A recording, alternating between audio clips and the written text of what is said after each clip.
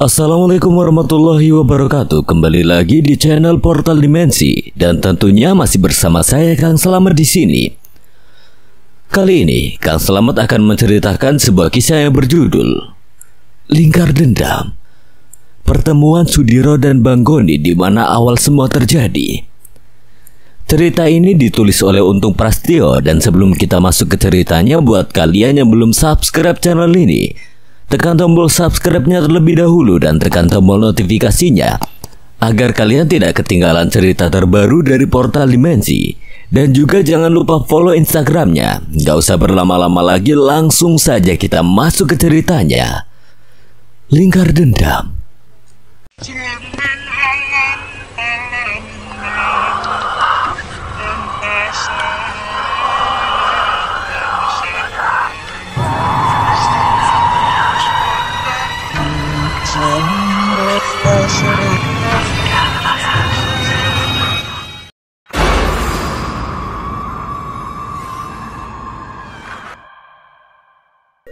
Seorang perempuan muda yang terpasung di sebuah ruang lembab dengan kedua kaki yang ditindih sebuah kayu besar itu terus meracau dan memaki kasar kepada setiap orang yang datang untuk melihat kondisinya.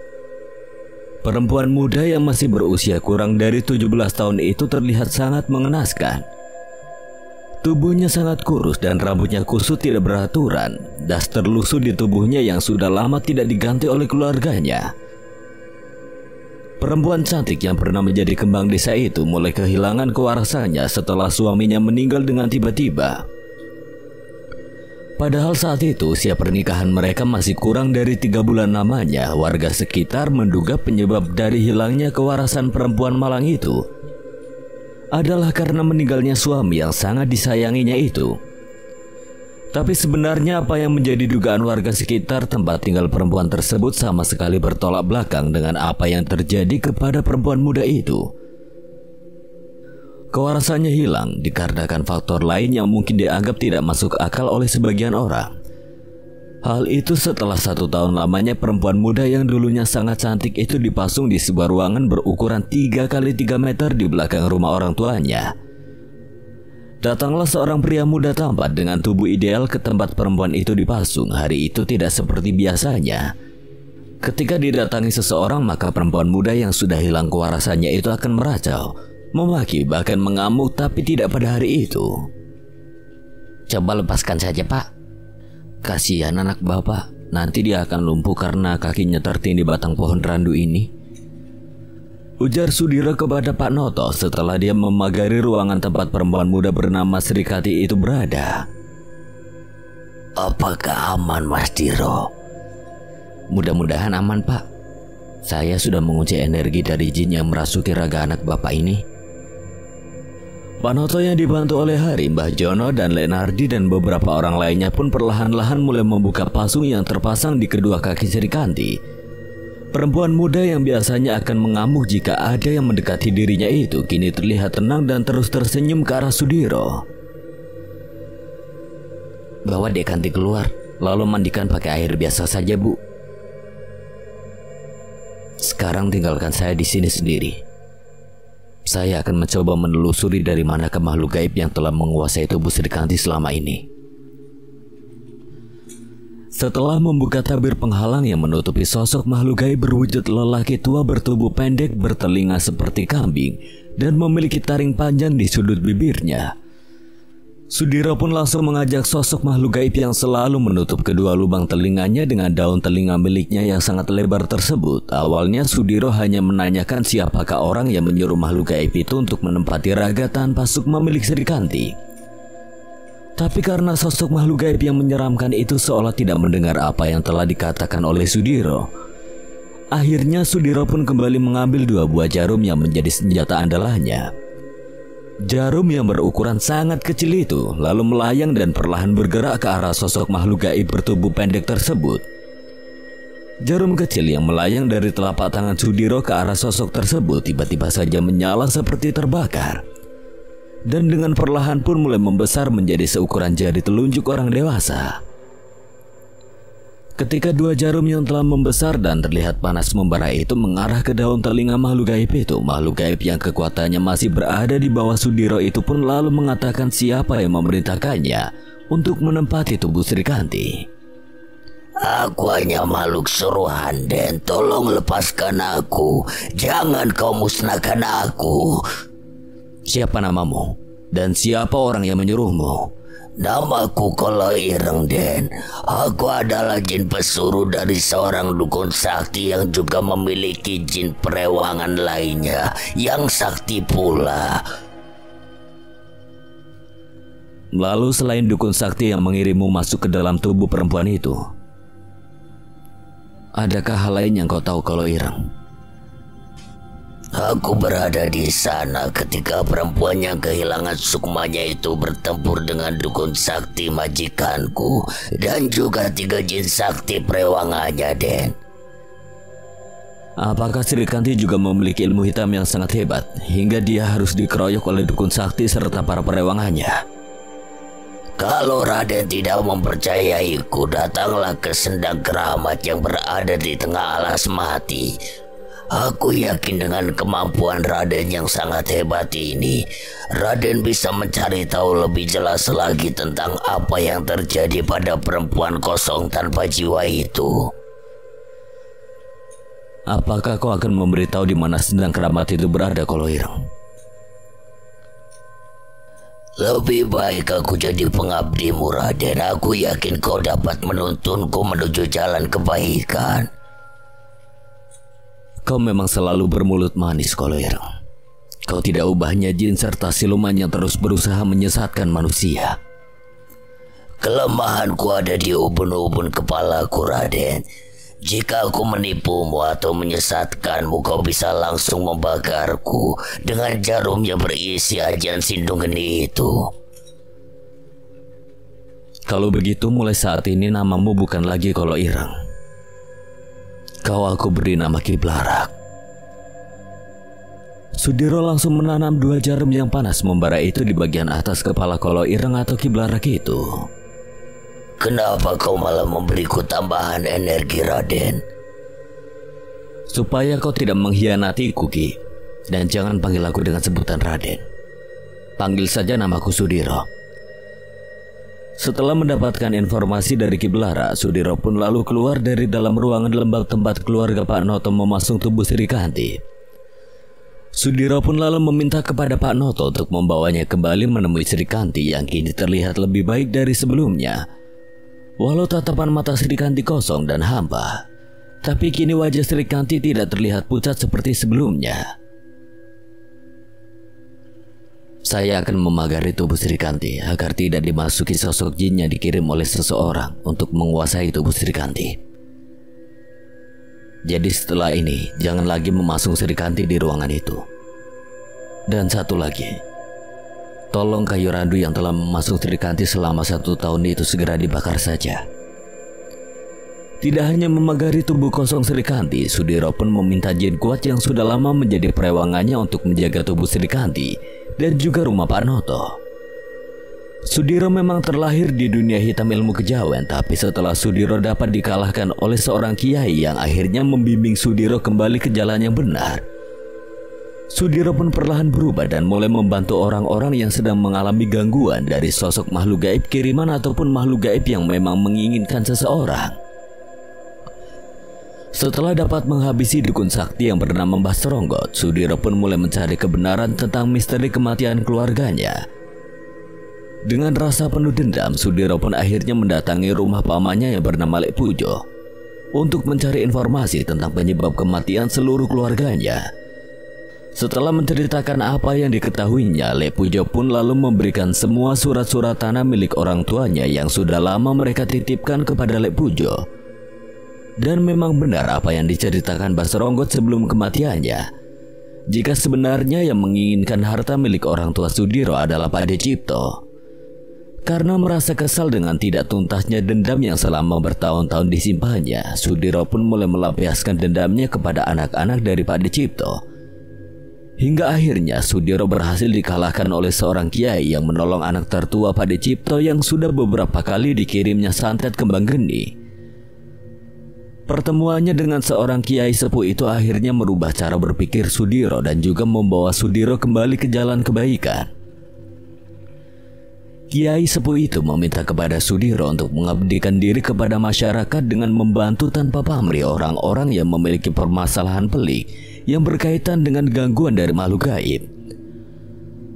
Sudiro yang memang memiliki kesaktian tinggi itu kini juga dibantu oleh sosok kiai sepuh yang terus memantau segala tindak tanduk Sudiro. Pada beberapa kesempatan Sudiro juga pernah dibantu langsung oleh kiai sepuh yang datang untuk memberitahu kelemahan dari musuhnya. Salah satunya adalah ketika Sudiro menghadapi sosok Buto yang membawa Banduso di desa Karangsari. Kiai sepuh yang menjadi guru dari Sudiro itu datang untuk memberitahu kelemahan Buto Sekti tersebut. Setelah kejadian di desa Karangsari tersebutlah sosok Sudiro mulai dicari banyak orang untuk dimintai bantuannya. Sama seperti halnya Pak Noto yang berusaha mencari Sudiro walau mereka berada di wilayah lain yang sebenarnya sangat berjauhan dengan tempat di mana Sudiro tinggal saat itu. Tapi akhirnya takdir mempertemukan Pak Noto dengan Sudiro melalui perantara Lenardi. Perlakukanlah Srikanti dengan baik, Pak, Bu. Karena Srikanti hanyalah seseorang yang salah dalam mengambil keputusan, hingga menyebabkan dirinya mendapatkan nasib yang seperti ini. Apakah anak kami dapat kembali normal, Mas Diro? Tanya Bu Harti yang sangat sedih melihat kondisi anak sulungnya tersebut. Saya akan bantu semaksimal mungkin, Bu. Tapi semua tergantung Sang Maha Pencipta. Karena sesungguhnya hanya Tuhanlah yang tahu apa yang terbaik bagi setiap makhluknya. Ketika malam semakin larut, Sudiro yang tadinya hendak pergi menuju ke sendang keramat yang berada di Alas Mati, tiba-tiba dikejutkan dengan datangnya sebuah energi besar yang tiba-tiba menyerang rumah Pak Noto.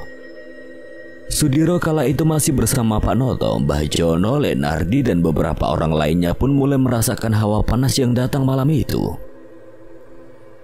Panas pati, Le. Ujar Mbah Jono yang mulai bersiap mengeluarkan pusaka yang selalu dibawanya kemanapun beliau pergi. Bukan, Mbah, yang datang bukan lagi Banaspati, tapi raja dari para Banaspati. Sudiro mulai merapal mantra ajian pelindung untuk membuat pagar gaib yang lebih kuat lagi. Sampaian tolong jaga semua orang yang ada di dalam rumah ini, Mbah. Jika pagar gaib yang saya buat jebol, maka akan banyak makhluk gaib yang langsung menyerang orang-orang yang ada di rumah ini, terutama Srikanti. Teruslah berdoa memohon perlindungan kepada Tuhan Yang Maha Agung. Jangan sampai hati dan pikiran kosong. Sesampainya Sudiro di pelataran rumah Pak Noto, Sudiro pun telah ditunggu sosok makhluk yang bertubuh besar diselimuti api.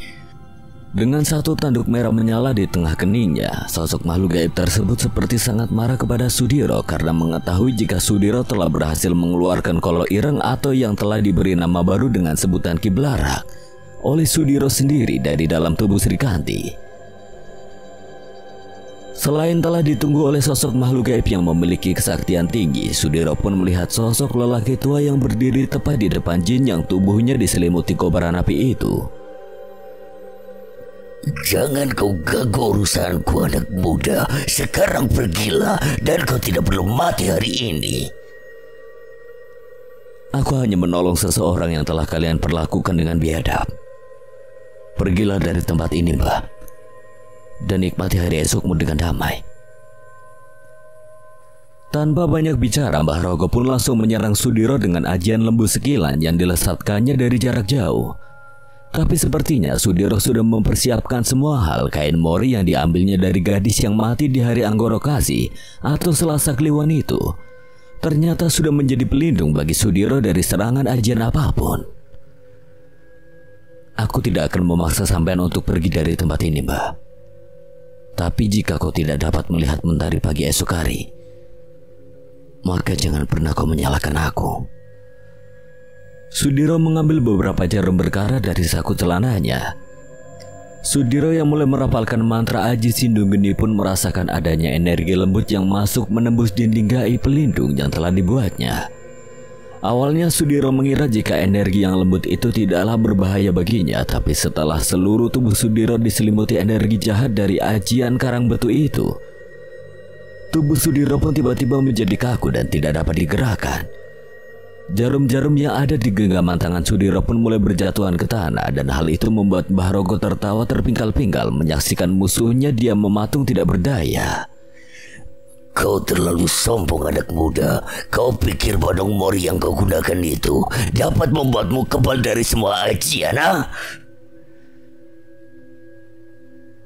Tapi tawa dari Mbah Rogo tidak berlangsung lama setelah tiba-tiba Mbah Rogo memuntahkan darah segar dari mulutnya. Nafas Mbah Rogo pun memburu, dan setelah itu dia berteriak lantang menahan rasa sakit akibat serangan yang sama sekali tidak pernah dia duga. Tidak lama kemudian tubuh Mbah Rogo pun tersungkur ke tanah karena terkena ajian sindu geni yang telah dialirkan ke semua jarum yang dijatuhkan ke tanah oleh Sudiro. Jarum-jarum tersebut masuk ke dalam tanah dan langsung melesat ke arah Mbah Rogo menuju kedua telapak kakinya. Karena lesatan ajian sindu geni terbilang sangat cepat, Mbah Rogo pun tidak dapat mendeteksi datangnya jarum-jarum berisi ajian sindu geni tersebut. Sosok Raja Banaspati yang kebingungan melihat majikannya terkapar pun mencoba untuk pergi meninggalkan medan pertempuran. Tapi sepertinya Sudiro tidak membiarkan jin dengan kekuatan besar itu lepas begitu saja dari hadapannya. Ajian Sindung Jagat yang dengan seketika membentuk pusaran angin besar pun mulai mengelilingi tubuh dari sosok makhluk gaib yang nyala berkobar itu. Pusaran angin besar dari ajian Sindung Jagat itu akhirnya dapat melumat habis sosok makhluk yang memiliki kekuatan api dahsyat tersebut. Setelah dua lawan hebatnya tumbang, Sudiro pun lalu memanggil sosok Ki Blarak yang ada di dalam kamar Srikanti. Karena tidak ingin memiliki urusan lain, Sudiro pun meminta Ki Blarak untuk mengembalikan tubuh Mbah Rogo yang selama ini menjadi majikannya tersebut. Aku tidak menyangka jika kau dapat mengalahkan dukun sakti itu dengan mudah, Diro. Di atas langit masih ada langit, Ki. Kesombongan pasti membutakan rasa dan hati nurani, dan karena kesombongannya itulah dukun sakti itu tidak mewaspadai serangan lawan. Kalau begitu, aku akan membawa tubuh Ki Rogo kembali ke rumahnya. Setelah itu aku akan mengantarmu ke alas mati tempat Sendang Keramat berada. Tubuh Mbah Rogo yang sebelumnya sudah terkapar tidak berdaya pun mulai kembali bangkit setelah Ki Belara atau Kala Ireng yang memang sangat ahli dalam merasuki tubuh seseorang dapat menguasai tubuhnya. Walau langkahnya terlihat gontai, tapi Ki Belarak tetap membawa tubuh Mbah Rogo kembali ke rumahnya. Saya sendiri tidak tahu siapakah sosok Mbah Rogo yang baru saja saya hadapi tadi. Tapi sepertinya Mbah Rogo lah yang membuat Srikanti kehilangan kesadarannya. Mbah Rogo itu setahu saya adalah dukunnya Pak Samin. Karena saya beberapa kali melihat Pak Samin sedang berbincang dengan Mbah Rogo, baik di rumah Pak Samin ataupun di rumah Mbah Rogo sendiri. Ada juga yang bilang kalau Mbah Rogo itu adalah dekengan dari Pak Samin, hingga Pak Samin dapat menjadi kaya raya seperti itu. Siapapun Mbah Rogo, Mbah Jono, Mas Anjar, saya terpaksa menghabisinya tadi. Karena jika tidak, maka dialah yang akan menghabisi saya dengan ilmu tingkat tinggi yang dimilikinya. Setelah menunggu kedatangan Ki Belarak beberapa saat, Sudiro pun segera berpamitan kepada Pak Noto, Mbah Jono, dan yang lainnya. Sudiro tidak ingin berlama-lama menangani permasalahan yang sedang dihadapi keluarga Pak Noto. Saya akan pergi ke alas mati, Pak, dan semoga di sana nanti saya akan mendapatkan jawaban atas apa yang terjadi pada Srikanti. Setelah menempuh perjalanan selama 3 jam menyusuri jalan setapak melewati ladang warga, Sudiro yang dipandu oleh Ki Belarak pun tiba di alas mati. Sebuah tempat yang memiliki aura mistis hitam pekat itu membuat Ki Belarak memberi peringatan kepada Sudiro akan bahayanya tempat berjuluk alas mati itu. Masuklah ke tubuhku, Ki. Kau akan lebih aman jika berada di dalam tubuhku. Kau hanya perlu memberitahu aku arah mana menuju Sendang Keramat itu. Tanpa menjawab perkataan Sudiro, Ki Belarak pun langsung melesat masuk ke dalam tubuh Sudiro dan mengarahkan langkahnya menuju tempat di mana Sukma Srikanti berada. Tapi ketika sedikit lagi Sudiro sampai di area Sendang Keramat, Sudiro pun langsung disambut makhluk-makhluk menyeramkan yang wujudnya sangat mengerikan. Tanpa mengucapkan sepatah kata pun, demit-demit yang menjadi bawahan dari pemimpin tempat itu pun langsung menyerang Sudiro. Tapi Sudiro yang tubuhnya telah dilindungi oleh Badong Mori hanya tersenyum ketika segerombolan makhluk gaib yang menyerangnya terpental hingga ada beberapa yang langsung terbakar. Sudiro yang tidak ingin berlama-lama menghadapi puluhan makhluk gaib yang telah mengepungnya itu lalu melesatkan ajian Sindung Jagat yang langsung menghempaskan kawanan demit yang mencoba menangkapnya. Ternyata ada juga anak muda yang memiliki kesaktian tinggi. Akan lebih baik lagi jika kau bergabung dengan kerajaan kecilku, anak muda. Ujar sosok perempuan cantik yang mengenakan kebaya hitam dengan jarik coklat tua serta selendang berwarna kuning muda itu. Kedatanganku ke tempat ini adalah ingin mencari sukma seseorang perempuan muda bernama Sri Kanti. Dan aku tidak akan pernah mau menjadi budak dari jin jahat sepertimu, Nyai.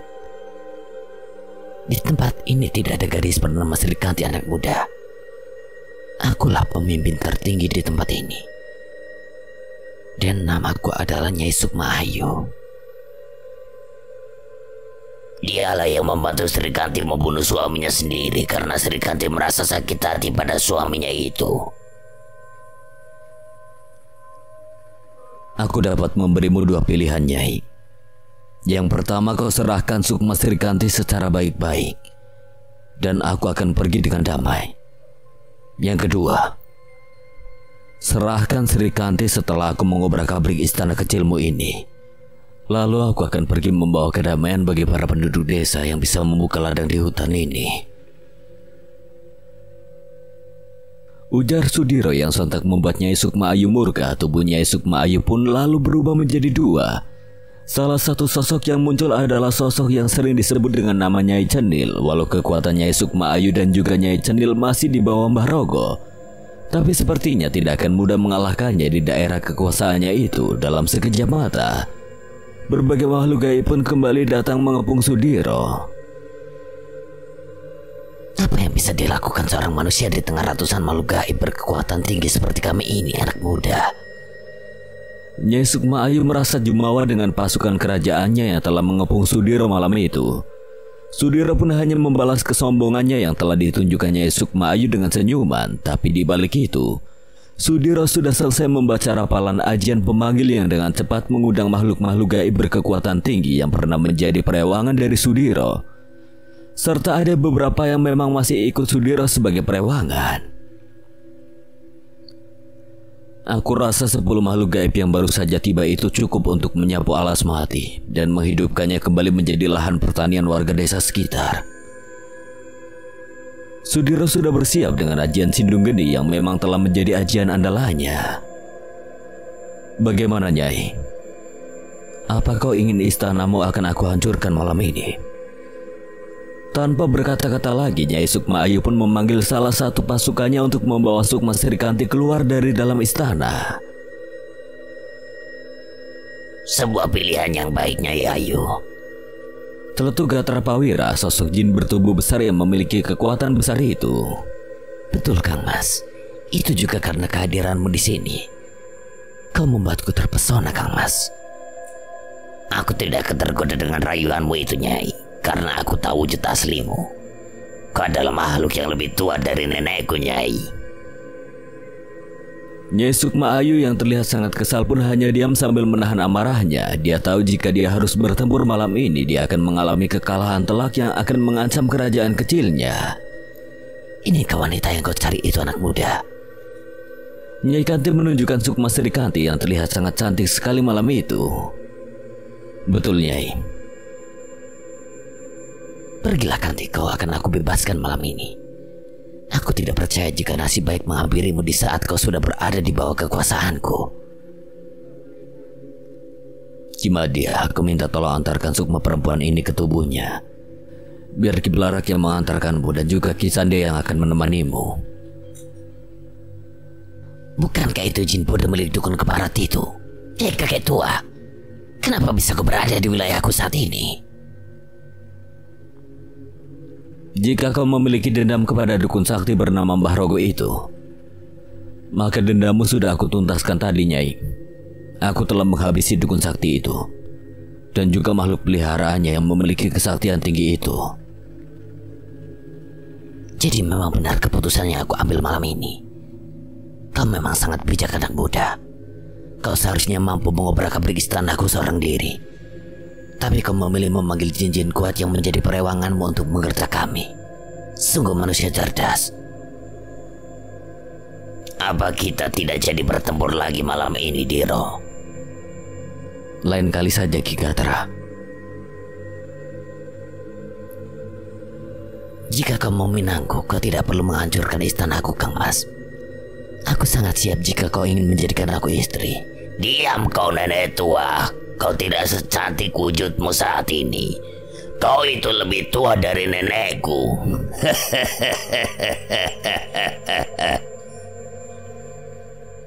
Setelah dapat menyelesaikan urusan di Alas Mati tanpa pertempuran, Sudiro pun segera melesat menuju ke rumah Pak Noto.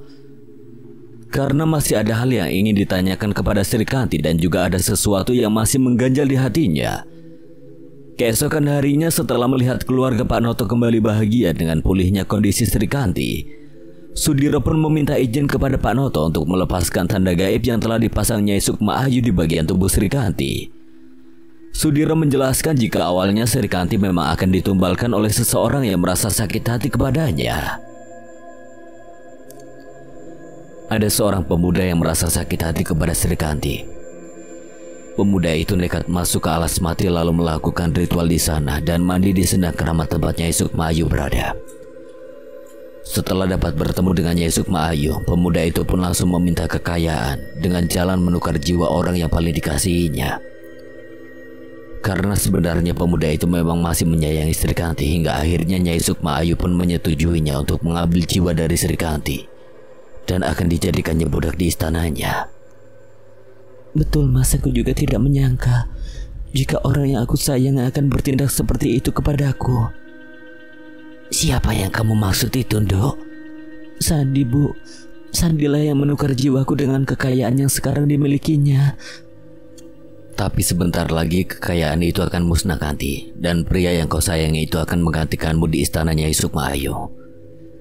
Tapi bagaimana Mas bisa tahu apa yang aku alami, Mas? Mas Sudiro ini adalah orang yang menyelamatkanmu, Kanti. Berterima kasihlah kepada Mas Diro. Terima kasih, Mas. Jika aku harus membalas semua kebaikan yang telah sampean lakukan padaku, maka aku akan sanggupi apapun itu. Saat ini yang terpenting aku harus mengambil lemah sirap yang ada di bagian lenganmu, Kanti. Setelah itu tugasku selesai dan aku akan kembali melakukan pengembaraanku. Setelah meminta izin untuk melakukan penarikan benda yang ditanam secara gaib oleh Nyai Sukma Ayu, Sudiro pun langsung melepaskan jarum kecil yang diisi ajian Sindugeni. Hal itu sengaja dilakukannya karena lemah sirap yang ada di dalam tubuh Sri Kanti memang terus bergerak liar dan semakin masuk ke dalam, maka jalan satu-satunya adalah memaksa lemah sirap tersebut untuk keluar dari dalam tubuh Sri Kanti dengan menyerangnya menggunakan ajian Sindugeni pada jarum bersih tanpa karat yang diminta oleh Sudiro tadi. Setelah dapat mengeluarkan lemah sirap yang akan memanggil kembali sosok Nyai Sukma Ayu itu, Sudiro pun meminta Sri Kanti untuk menceritakan bagaimana dia bisa bertemu dengan sosok Nyai Sukma Ayu atau yang lebih dikenal dengan Nyai Cenil tersebut. Seminggu sebelum pernikahannya dengan Cokro, Sri Kanti pun menemui Sandi di tempat biasa mereka bertemu, yaitu di lereng sebuah bukit yang memiliki pemandangan indah tersebut. Setelah meminta maaf kepada Sandi, Sri Kanti pun berpamitan untuk pulang. Tapi menjelang perpisahan mereka itu, Sandi pun mengucapkan kata-kata yang terdengar janggal di telinga Kanti. Akan ada hari di mana kedua orang tuamu lebih memilih hidup miskin dan mereka akan menyesal dengan keputusan yang mereka ambil. Apakah ucapan itu mengartikan jika Sandi telah menumbalkanku, Mas? Betul, Kanti.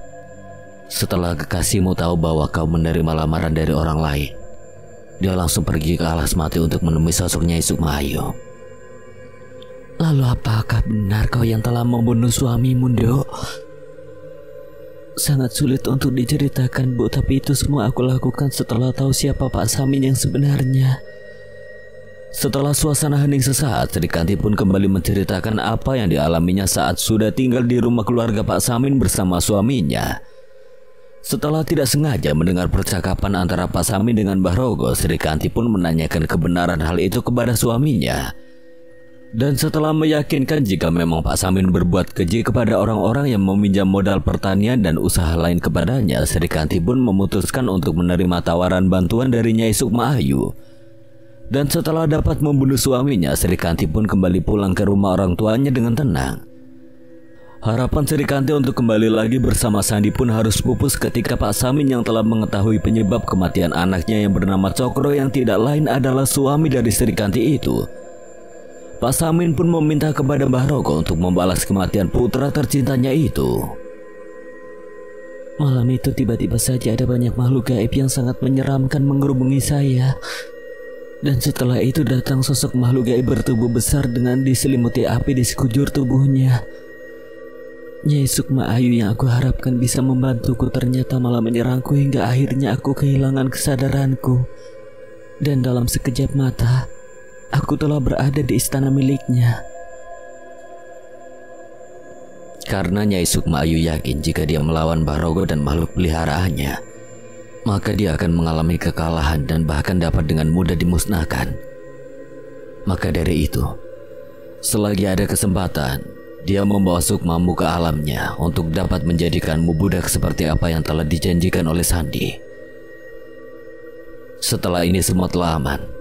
Walau Pak Samin masih menyimpan dendam kepada Sri Kanti, tapi dia tidak dapat melakukan apa-apa sekarang. Tapi kenapa Pak Samin membiarkan Sri Kanti tetap hidup, Mas? Tubuh Sri Kanti yang sudah kosong sengaja diisi oleh sosok makhluk gaib yang akan menyiksa tubuh Sri Kanti secara perlahan.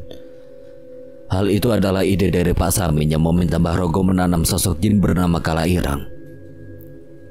Tidak hanya menyiksa Sri Kanti, tapi Pak Samin juga mau seluruh keluarga Pak Noto mendapatkan aib besar dengan menjadikan Sri Kanti orang yang hilang kewarasannya. Lalu apakah Pak Samin akan kembali menuntut balas kepada keluarga kami, Mas? Sepertinya tidak, Pak, karena Pak Samin telah menuai karmanya saat ini. Saat ini semua telah kembali pulih, maka dari itu saya pamit undur diri dan semoga tidak akan ada lagi permasalahan yang sama seperti yang telah Bapak dan keluarga alami. Apakah aku harus kembali kehilangan orang yang aku sayangi, Mas? Tidak, Kanti. Aku yakin semua sudah aman saat ini. Tapi mengapa sampean ingin pergi, Mas? Apakah aku tidak akan bahagia dengan orang yang aku cintai lagi? Aku mau ikut denganmu, Mas. Aku tidak mau lagi kehilangan orang yang aku cintai. Sri Kanti berlari ke arah Sudiro dan memeluk arah tubuh pria muda yang memang memiliki wajah tampan itu. Demi untuk menjaga kesehatan dan juga perasaan Sri Kanti, akhirnya Sudiro pun memutuskan untuk tinggal selama beberapa hari di desa tempat tinggal keluarga Pak Noto. Mbah Jono yang merasa jika Sri Kanti memang ingin hidup bersanding dengan Sudiro pun meminta kepada Sudiro untuk tinggal beberapa hari di rumahnya. Mbah Jono berpikir akan membujuk Sudiro agar mau menikahi Sri Kanti satu saat nanti. Selain itu, Mbah Jono pun memiliki sedikit permasalahan dengan beberapa warga desa yang mendatanginya untuk meminta Mbah Jono mengusir hama tikus yang ada di ladang mereka. Sebelum lebih lanjut, kisah ini berlatar di sebuah daerah Jakarta sekitar awal tahun 2000-an, di mana Sudiro mempertemukan dirinya dengan Bang Goni. Awal semua terjadi. Dalam pelariannya, Bang Nasir yang biasa dipanggil Bang Goni itu banyak mendapatkan kejadian-kejadian janggal yang berkaitan langsung dengan makhluk gaib dan alam gaib yang belum pernah ditemui oleh Bang Goni sebelumnya di sebuah daerah terpencil yang jauh dari kota itu. Bang Goni menetap selama beberapa bulan karena sebuah permasalahan besar yang hampir merenggut nyawanya. Dan hal tersebut pun mengubah kehidupan Bang Goni hingga akhirnya menjadi orang yang disegani di sebuah daerah. Kisah berawal ketika ada seseorang yang mengontrak di rumah milik orang tua Bang Goni yang sebelumnya ditempati oleh paman dan bibinya. Saat itu Bang Goni yang merasa penasaran dengan gerak-gerik tetangga barunya pun mulai mengawasi rumah orang tuanya yang dikontrak oleh seseorang yang selalu berpenampilan necis dan rambut yang terlihat selalu klimis. Karena merasa curiga dengan orang-orang yang datang ke rumah yang dikontrak orang tersebut, Bang Goni yang sudah hafal dengan bentuk bangunan rumah orang tuanya itu akhirnya dapat masuk ke dalamnya melalui genting belakang yang terdapat toren berwarna oranye itu. Setelah masuk ke dalam rumah yang dikontrak oleh orang yang mencurigakan itu, Bang Goni pun langsung mencari barang yang dirasa mencurigakan. Setelah lama memeriksanya, akhirnya Bang Goni pun mendapatkan sebuah benda yang ada di sebuah kamar yang sepertinya menjadi kamar tidur pria tersebut. Setelah membuka koper yang ada di bawah tempat tidur pria itu, Bang Goni pun mendapatkan barang berwarna putih yang dibungkus plastik kecil. Bang Goni yang sudah tahu jika barang itu adalah barang terlarang pun langsung bersembunyi karena merasa sedang beruntung hari itu. Tanpa berpikir panjang lagi, Bang Goni pun mengambil koper hitam yang berisi barang terlarang yang harganya cukup mahal, setara untuk mendapatkan barang tersebut terbilang cukup sulit. Tanpa meninggalkan jejak apapun, Bang Goni pun berhasil keluar dengan membawa barang haram curiannya tersebut. Setelah itu, Bang Goni pun langsung membawa barang terlarang itu ke rumah salah seorang temannya yang bernama Bang Juri. Karena sama-sama mengetahui jika barangnya baru saja dicuri Bang Goni dari rumah orang tuanya yang dikontrakan itu. Mereka pun akhirnya sepakat untuk menjual barang haram itu untuk mendapatkan uang besar. Tapi apa yang dilakukan oleh Bang Goni sedari awal adalah sebuah kesalahan besar yang akan membawanya kepada nasib buruk dan pahitnya penderitaan hidup. Beberapa minggu pertama, Bang Goni dan Bang Juri merasa sangat senang dengan hasil penjualan barang haram tersebut. Bahkan Bang Goni dan Bang Juri bisa membeli masing-masing sebuah sepeda motor, padahal barang yang mereka jual belum separuh dari jumlah barang yang ada. Awal petaka yang dialami Bang Goni pun terjadi ketika Bang Juri yang ingin memiliki barang haram itu mulai melakukan kecurangan.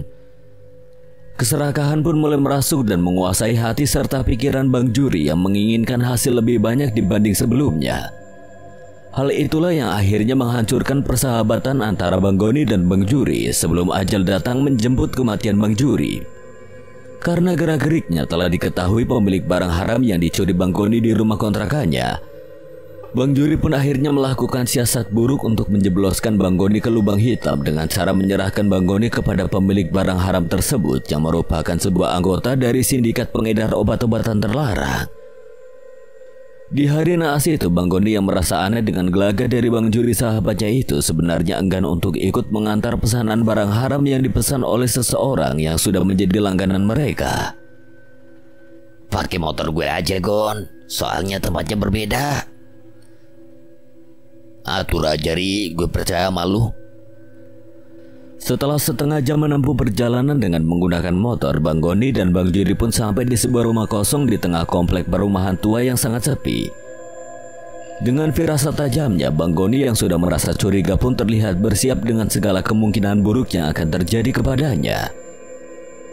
Dan benar saja, ketika Bang Goni dan Bang Juri sudah menunggu beberapa saat, tiba-tiba saja muncul 5 orang mengepung mereka berdua. Kelima orang yang datang dari dalam rumah tua yang nyaris roboh itu masing-masing menggenggam senjata tajam berupa golok, parang, dan celurit.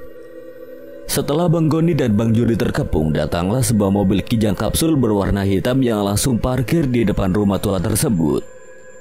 Dan betapa terkejutnya Bang Goni ketika dari dalam mobil itu keluar seseorang yang sudah tidak asing lagi baginya. Seseorang yang mengontrak di rumah milik orang tua Bang Goni itu terlihat tersenyum ke arah Bang Goni dan juga Bang Juri. Saya tidak menyangka kalau kamu berani mencuri barang milik saya itu. Saya beri pilihan pada kalian berdua, mati di tempat ini atau salah satu dari kalian selamat dan menjadi anak buah saya. Tanpa menunggu komando lagi, kelima orang bersenjata tajam yang mengelilingi Bang Goni dan Bang Juri pun bergerak mundur memberikan ruang kepada kedua orang sahabat itu saling bertarung. Bang Goni yang mengerti akan maksud dari pria pemilik barang haram itu pun langsung mengeluarkan bilah golok kecil yang memang sengaja dibawanya, karena dia sudah merasa curiga dengan gelagat Bang Juri sebelumnya. Dasar manusia serakah lu, Ri. Gue gak nyangka lu bakal nyianatin gue. Gue gak tega sebenarnya, tapi gue mau dapat lebih banyak duit lagi, Kon. Kagak ada sejarahnya lu menang melawan gue, Kon. Kan lu tahu di setiap kita latihan lu selalu banyak kena pukulan gue. Selain berteman baik sedari mereka kecil, Bang Goni dan Bang Juri juga sama-sama belajar ilmu bela diri kepada seorang guru yang sangat disegani di daerah tempat mereka tinggal. Tapi entah kenapa, Bang Juri memang selalu selangkah lebih baik daripada Bang Goni dalam urusan ilmu bela diri yang mereka pelajari. Selain itu, Bang Juri memang dikenal lebih lihai dan lebih berani ketimbang Bang Goni. Hal itulah yang membuat Bang Goni selalu menjadi orang kedua dalam urusan tertentu. Tapi kedua sahabat itu selalu terlihat kompak dan tidak pernah berselisih paham. Hingga keduanya dapat menguasai daerah pasar tradisional tempat mereka tinggal dan memegang tongkat komando dari sebuah ormas yang mereka berdua buat kala itu. Manusia goblok, kalau gue mati pasti lu juga bakalan dibikin mati sama orang itu, Ri. Dasar goblok, banyak ngomong lu. Pertarungan dua orang sahabat pun langsung terjadi dengan sengitnya. Bang Goni dan juga Bang Juri yang sama-sama memiliki ilmu bela diri tinggi itu saling jual beli pukulan yang terlihat sangat indah seperti yang sering dilihat dalam pertarungan di film-film laga. Tapi hari itu pertarungan dua orang sahabat itu dikuasai sepenuhnya oleh Bang Goni yang memang sudah menggenggam bilah golok kecil di tangan kanannya. Tapi hal tersebut tidak berlangsung lama ketika salah seorang dari kelima orang yang mengepung Bang Goni tadi melemparkan parang yang digenggamnya ke arah Bang Juri. Biar seimbang, biar lebih seru.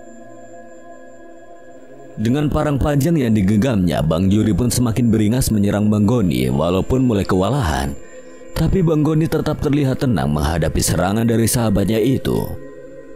Tapi semua di luar prediksi dari pimpinan sindikat penjualan barang haram tersebut. Bang Goni dan Bang Juri yang awalnya saling adu pukulan yang sangat mematikan, tiba-tiba saja menyerang kelima orang yang sebelumnya mengepung mereka. Seketika itu juga pertarungan pun berubah.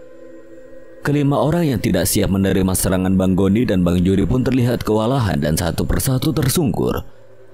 Tapi hal di luar dugaan Bang Goni pun terjadi. Pria yang menjadi pemimpin dari sindikat tersebut mengeluarkan senjata api yang langsung diarahkan ke tubuh Bang Goni. Tapi menyadari hal itu, Bang Juri pun menutup sasaran tembakan pria itu dengan salah satu tubuh dari kelima orang yang sudah dapat dilumpuhkannya. Mendengar suara letusan senjata api itu, Bang Goni pun langsung melemparkan golok yang dipegangnya ke arah pria yang sedang membidik tubuhnya dengan senjata api itu. Setelah itu, Bang Goni pun langsung berlari ke dalam rumah tua yang menjadi tempat pertarungan tersebut untuk melarikan diri. Dan setelah masuk ke dalam rumah tua itu, Bang Goni mendengar beberapa letusan senjata api yang membuat tubuh Bang Juri rubuh seketika. Dengan kelincahannya, Bang Goni pun mencari celah untuk keluar dari dalam rumah tua tersebut. Hingga akhirnya Bang Goni pun dapat naik ke atas genteng dan melompat ke rumah sebelah lalu melarikan diri. Hingga akhirnya Bang Goni pun selamat dari maut yang sudah mendatanginya tadi. Setelah dapat selamat dari malapetaka yang akhirnya menghabisi nyawa Bang Juri itu, Bang Goni pun mencari tempat persembunyian yang aman dari incaran sindikat penjualan barang haram yang mengincarnya, serta dari pihak berwajib yang pasti juga mencarinya. Berkat pertolongan dari salah satu teman baiknya, Bang Goni pun akhirnya dapat bersembunyi dengan aman sebelum akhirnya Bang Goni pergi ke sebuah desa di ujung kulon yang akhirnya merubah kehidupannya. Setelah beberapa hari berlalu dari kejadian yang tidak pernah disangka-sangka itu, Bang Goni pun meminta temannya yang bernama Bang Ahmad untuk mengantar Bang Goni pulang ke rumahnya. Tapi lagi-lagi Bang Goni dibuat terkejut sekaligus mengelus dada ketika mengetahui jika rumah orang tuanya dan juga rumah yang dikontrak oleh pria pemilik barang haram itu sudah rata dengan tanah akibat kebakaran hebat yang terjadi beberapa hari setelah kejadian yang hampir merenggut nyawa Bang Goni itu. Beruntungnya kebakaran yang menghanguskan rumah orang tua Bang Goni itu tidak memakan korban jiwa. Lu ngapain sih Bang? Hidup udah enak, punya penghasilan yang cukup, makan tinggal makan, gak perlu pusing-pusing lagi. Lu malah pakai nyolong barang orang. Itu orang udah ngabisin rumah kita Bang, dan orang itu mau lu mati. Sekarang Ma di mana, Tri? Ma ada di rumah Cinggugum. Udah deh Bang, mending lu pergi. Lu kabur jauh-jauh karena orang itu masih nyariin lu. Karena merasa putus asa dan ingin membalaskan dendam pada orang yang telah menghancurkan rumah milik orang tuanya, akhirnya Bang Goni memilih untuk mencari guru di sebuah desa terpencil di sebuah daerah di ujung kulon. Dengan uang yang masih dimilikinya, Bang Goni pun meminta Bang Ahmad untuk mengantarkannya ke desa pasir untuk menemui seseorang yang bernama Abah Uta. Setelah menempuh perjalanan panjang dengan angkutan umum dilanjutkan dengan ojek yang berjalan kaki selama 3 jam memasuki daerah hutan. Akhirnya Bang Goni dan Bang Ahmad sampai di rumah Abah Uta. Satu-satunya rumah yang berada di dalam hutan itu hanya dihuni oleh keluarga Abah Uta. Tapi anehnya setelah sampai di depan rumah Abah Uta, Baik Bang Goni maupun Bang Ahmad seperti tidak melihat tanda-tanda penghuni rumah sederhana yang menurut petunjuk warga sekitar memang benar itu adalah rumah Abah Uta. Karena tidak memiliki pilihan lain, akhirnya Bang Goni dan Bang Ahmad pun menunggu hingga Abah Uta datang atau keluar dari rumahnya. Ketika malam tiba di tengah suasana yang sangat sepi, Bang Goni dan Bang Ahmad mulai mendapatkan gangguan dari makhluk-makhluk gaib yang berada di sekitar rumah Abah Uta. Suasana hening malam itu pun mendadak riuh dengan datangnya suara orang yang sangat ramai. Bersamaan dengan itu, angin pun berhembus dengan sangat kencang dan setelah hembusan angin reda, muncul kabut pekat yang menutupi pandangan mata keduanya. Ketika kabut menghilang, tiba-tiba saja rumah Abah Uta yang menjadi tempat Bang Goni dan Bang Ahmad berlindung dari hembusan angin kencang tadi tiba-tiba saja menghilang, dan kini Bang Goni dan Bang Ahmad pun seperti berada di tengah hutan lebat yang di kiri dan kanannya ditumbuhi pepohonan besar. Melihat kejadian janggal itu, Bang Goni dan Bang Ahmad pun mulai merasa ketakutan. Hal ganjil yang baru mereka alami saat itu perlahan menggetarkan nyali mereka dan mengikis keberanian dua orang yang terkenal sebagai sosok orang yang ditakuti orang-orang di daerah tempat tinggalnya itu. Sekelebat bayangan hitam yang sangat besar pun mulai membuat Bang Goni dan Bang Ahmad kebingungan. Ditambah lagi suara tawa yang sangat menggelegar yang entah dari mana asalnya mulai membuat kedua orang yang ingin bertemu sosok Abah Uta itu gemetar ketakutan. Bang Goni dan Bang Ahmad pun mulai merapatkan diri ketika suara tawa dari makhluk tak kasat mata itu mulai terdengar lebih kencang dari sebelumnya.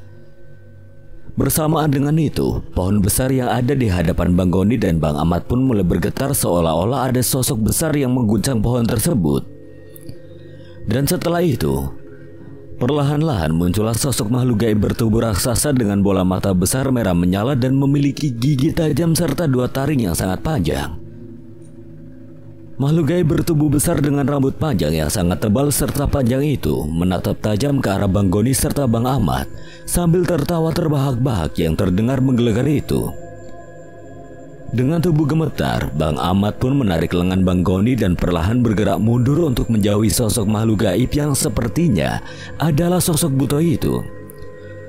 Tapi setelah dapat menjauh beberapa langkah dari sosok buto tersebut, Bang Goni dan Bang Ahmad pun kembali dibuat gemetar ketakutan ketika tanah tempat mereka berpijak tiba-tiba saja bergetar hebat seperti gempa setelah kaki dari sosok makhluk bertubuh besar itu menghentakkan kakinya ke tanah. Menyadari jika mereka sedang berada dalam kondisi berbahaya, Bang Goni pun memilih berlari meninggalkan tempat di mana mereka berada saat itu. Tapi Bang Ahmad yang sudah tahu tentang seluk-beluk hutan yang menjadi tempat tinggal Abah Uta itu menarik tangan Bang Goni yang sudah mulai bergerak menjauh dari tempat makhluk gaib itu berada. Bang Goni yang merasa heran dengan apa yang dilakukan oleh Bang Ahmad pun hanya pasrah ketika sosok makhluk gaib bertubuh besar dan berwajah sangat menyeramkan itu mulai mendekat ke arah mereka. Dan ketika salah satu kaki dari makhluk berwujud buta itu terangkat hendak menginjak Bang Goni serta Bang Ahmad, tiba-tiba saja seorang lelaki parubaya menghentikan apa yang akan dilakukan oleh makhluk gaib tersebut. Cukup Donga, mereka tamuku yang tidak memiliki niat jahat pada keluargaku, ujar sosok lelaki parubaya tersebut yang tidak lain adalah sosok Abah Uta. Tanpa menjawab apa yang telah disampaikan oleh Abah Uta, sosok makhluk bertubuh besar itu pun langsung menghilang dari hadapan Bang Goni dan Bang Ahmad yang berdiri gemetar ketakutan. Ayo masuk, Jang. Abah Uta membalikkan tubuhnya ke arah rumah yang tiba-tiba muncul lagi di hadapan Bang Goni serta Bang Ahmad kala itu. Terima kasih, Bah. Setelah melangkahkan kaki masuk ke dalam rumah Abah Uta, rasa takut Bang Goni maupun Bang Ahmad tiba-tiba saja menghilang. Udara hangat yang terasa setelah keduanya masuk ke dalam rumah memberi ketenangan yang secara aneh menghilangkan perasaan takut mendalam yang tadi mereka rasakan. Kamu orang Jakarta yang waktu itu pernah menginap di sini kan ya? Betul, Bah. Saya yang waktu itu datang bersama Kang Nurman. Aturan mata diucapkan salam, Jang. Jadi si Donga gak akan menakut-nakuti kalian. Mbah Uta menjelaskan sambil tertawa meledek Bang Goni dan Bang Ahmad yang memang merasa bersalah atas hal itu. Iya, Bah. Ampura, Bah. Saya teh gugup begitu masuk ke dalam hutan. Bang Ahmad memang sudah merasakan ketakutan luar biasa setelah melewati perbatasan kampung dengan hutan tempat tinggal Abah Uta. Di sini teh memang tempatnya orang-orang cari ilmu kebal, tahan pukul dan tahan bacok. Tapi juga harus tahan dengan semua yang akan jadi ujiannya. Ucapan Bah Uta sontak membuat Bang Goni dan Bang Ahmad tertegun saling beradu pandang karena Abah Uta telah mengetahui maksud dan tujuan kedatangan mereka berdua. Kalian gak usah heran, Jang. Salah satu dari kalian hanya mengantar dan salah satu lagi pasti ingin berguru pada Abah, kan? Iya, Bah. Jika Abah mengizinkan, saya akan belajar ilmu kebal dari sini, Bah. Baru kali ini ada orang yang datang dengan tujuan berbeda. Kamu siap mati dan bagimu saat ini lebih baik mati mencari ilmu daripada mati dibunuh oleh musuh-musuhmu. Bukan begitu, Jang? Niat kamu teh sudah bulat dan kamu akan mewarisi ilmu Abah yang belum pernah Abah turunkan pada siapapun. Tapi ingat, kamu jangan pernah berselisih paham dengan saudara-saudaramu yang pernah belajar di tempat ini. Kalian satu guru, satu ilmu dan tidak boleh saling ganggu. Di sini kamu bukan lagi menjadi murid Abah. Setelah Abah mandikan kamu dengan air kelopak sari, kamu akan menjadi anak Abah dengan tanda yang akan dibuat oleh sosok makhluk gaib pendampingmu nanti. Tapi semua itu tidaklah mudah, Goni. Semua butuh proses. Ada banyak hal yang akan kau lalui di sini. Sakit dan menyakitkan. Itulah yang akan kau rasakan di sini. Bagi Bang Goni, apapun yang akan dilaluinya di tempat Abah Uta akan lebih baik dibandingkan harus menjadi buruan dan mati sia-sia di tangan pria yang telah membumi hanguskan rumah orang tuanya itu. Para penjahat kelas kakap itu tentunya tidak akan berhenti memburu Bang Goni hingga mereka mendapatkan orang yang telah membuat mereka rugi ratusan juta rupiah itu. Bang Goni yang sedikit banyak paham tentang hal tersebut dengan tekad bulat memilih untuk memperkuat diri dan akan memburu mereka setelah Bang Goni mendapatkan apa yang diinginkannya dari Abah Uta. Sementara itu Bang Ahmad yang sama sekali tidak menginginkan apapun selain mengantar Bang Goni ke rumah Abah Uta pun akhirnya harus ikut belajar pada Abah Uta. Karena dia sudah 2 kali datang ke rumah orang yang memiliki ilmu kebatinan tingkat tinggi tersebut. 3 hari berlalu dari kedatangan mereka berdua, Bang Goni dan Bang Ahmad pun sudah mulai ikut beraktivitas di kebun milik Abah Uta. Semua tampak normal dan biasa saja, tidak ada pelajaran apapun yang didapat Bang Goni dan Bang Ahmad selain membantu Abah Uta berkebun. Apa kalian tahu hal mutlak yang harus dilakukan seorang anak pada orang tuanya? Tanya Bah Uta yang tengah duduk bersila di bawah pohon besar sambil menghisap rokok kretek yang entah dari mana didapatkannya. Berbakti, Bah.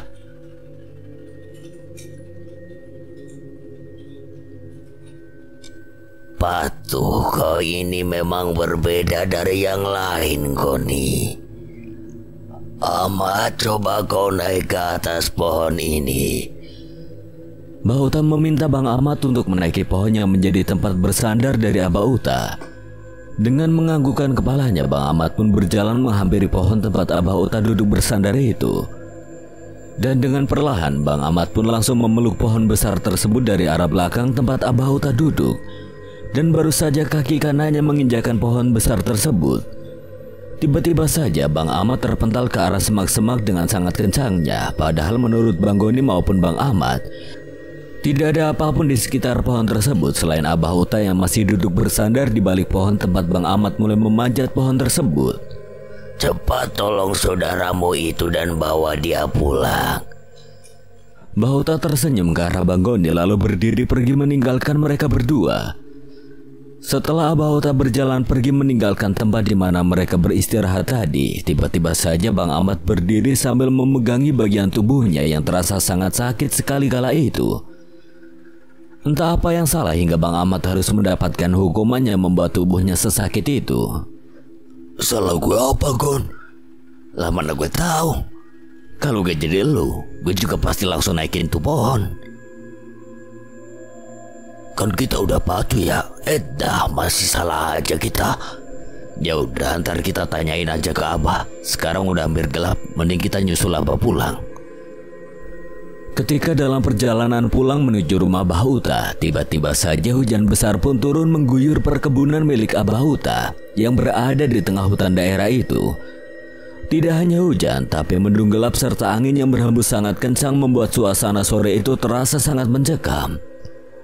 Dan yang lebih menakutkan lagi, suara petir terdengar saling bersautan disertai dengan kilatan-kilatan cahaya yang membuat mental Bang Goni dan Bang Ahmad mulai jatuh saat itu. Karena tidak mau terjebak dalam situasi dan kondisi mencekam saat itu, Bang Goni yang merasa yakin jika dia masih hafal dengan jalan menuju ke rumah Abah Uta pun mengajak Bang Ahmad untuk terus berjalan di tengah hujan badai tersebut.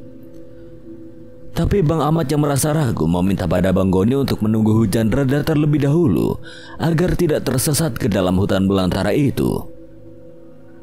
Seketika itu juga perdebatan pun terjadi antara Bang Goni dan Bang Ahmad. Perdebatan kecil yang mulai memanas itu pun hampir membuat kedua orang sahabat itu terlibat baku hantam.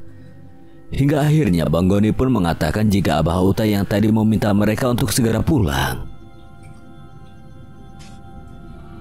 Sebelum pergi Abah minta gue nolongin lu dan ngebawa lu pulang. Apa lu gak inget kalau kita harus patuh sama apa yang diminta Abah? Ya udah dah, kalau gitu ayo kita lanjut. Maafin gue ya Gon. Sumpah gue ngerasa ada yang aneh tadi. Perselisihan pun selesai dengan kata maaf yang disampaikan oleh Bang Ahmad kala itu. Walaupun suasana masih mencekam, tapi kini keduanya merasa yakin dapat berjalan sampai ke rumah Abah Uta dengan selamat. Karena mereka sudah melepaskan ego yang ada di hati mereka masing-masing. Seperti berpindah dari satu tempat ke tempat lainnya, ketika baru beberapa langkah berjalan, Bang Goni dan Bang Ahmad pun dibuat terheran-heran ketika hujan lebat yang disertai angin besar dan juga petir yang saling bersaut-sautan itu tiba-tiba saja menghilang. Cuaca kembali normal dan dengan matahari yang menyisakan cahaya jingga di ufuk barat kala itu. Itu baru namanya patuh, Mat. Ucapan Mbah Uta membuat Bang Goni dan Bang Ahmad terkejut ketika tiba-tiba saja Mbah Uta berdiri tepat di belakang mereka berdua. Padahal jelas-jelas di jalan yang mereka lalui beberapa menit sebelumnya tidak ada siapapun dan masih tertutup oleh derasnya hujan. Ayo kita pulang. Sesampainya di rumah Mbah Uta, semua kembali berjalan seperti biasanya. Setelah menikmati makan malamnya, Bang Goni dan Bang Ahmad pun tertidur dengan lelapnya. Tapi dalam waktu yang sangat singkat, keadaan pun seketika berubah 180 derajat. Menurut Bang Goni, tidur nyenyaknya malam itu seketika berubah menjadi sangat menakutkan. Bang Goni yang tidur di dalam kamar bersama Bang Ahmad tiba-tiba terbangun di dalam tempat yang sempit dan gelap. Tempatnya berada saat itu pun terasa berguncang dan perlahan bergerak. Yang lebih menakutkan lagi, Bang Goni merasa tubuhnya menjadi kaku seperti terikat kencang dalam sebuah tempat. Dan ketika Bang Goni mengedarkan pandangannya, Bang Goni pun dibuat terkejut ketika menyadari jika tubuhnya telah terbungkus kain putih seperti orang yang sudah meninggal. Tolong saya, tolong! Setelah menyadari jika teriakannya tidak mengubah keadaan, Bang Goni yang masih yakin jika dirinya belum mati mulai mencoba menenangkan diri. Saat itu Bang Goni berpikir jika apa yang dialaminya saat itu adalah sebuah pelajaran dari Mbah Uta untuk mendapatkan ilmu-ilmu yang akan diturunkannya kepada Bang Goni. Tapi setelah beberapa saat kemudian, apa yang tadi dipikirkan Bang Goni pun sirna. Semuanya terasa jauh dari apa yang sebenarnya diharapkan Bang Goni saat itu, dan semuanya mulai membuat Bang Goni merasa sangat ketakutan kala itu.